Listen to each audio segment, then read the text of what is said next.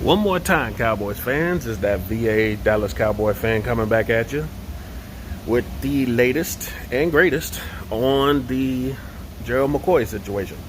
Apparently, his contract clearly stated that if he got injured, a quad injury specifically, that they can release him and he will get to keep his $3 million signing bonus, but he does not get any of the other incentives or any other money he was supposed to gain by playing this year.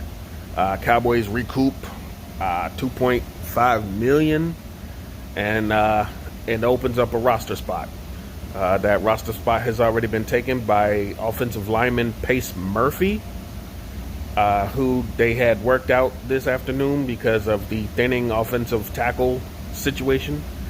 And they activated Dontari Poe off the PUP list today. So he shall be looking to get started getting some work come Thursday when they return back to action.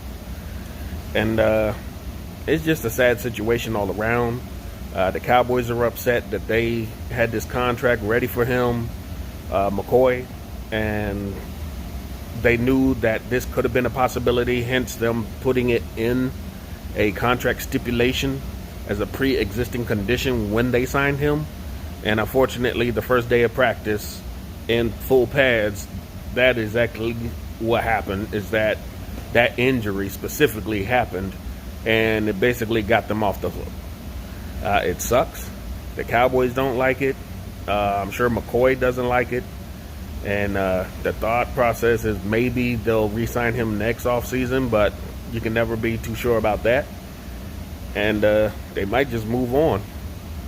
He is 32, so it's going to be hard to look at bringing back a 33-year-old defensive tackle unless he's ready 100% and is clearly past this injury.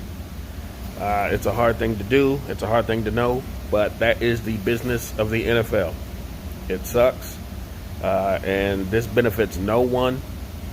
Only thing that can clearly come from this is we're going to get to see the tackles Tristan Hill and Neville Gallimore have to step their game up a lot quicker than they anticipated. It's not going to change the scheme layouts or anything like that. They'll still run with the same thing they were going to do, but it's just kind of a bad situation that just happened to happen on the first day of fully padded practice. Hopefully this is all that happens in training camp this year, but as I talk to co-workers, I think the best bet is to just not do it anymore. You're allotted a certain amount of padded practices, but if this is what's going to happen and this is going to be a season of attrition, it's not worth losing any more players for this. If anything, you'd rather lose them in season, because at least you made it to a season to be hurt. Not just training camp where absolutely nothing's going on and you get a non-contact injury that takes you out for the season like this. But again, that's just how I feel about it. Cowboys had to have known.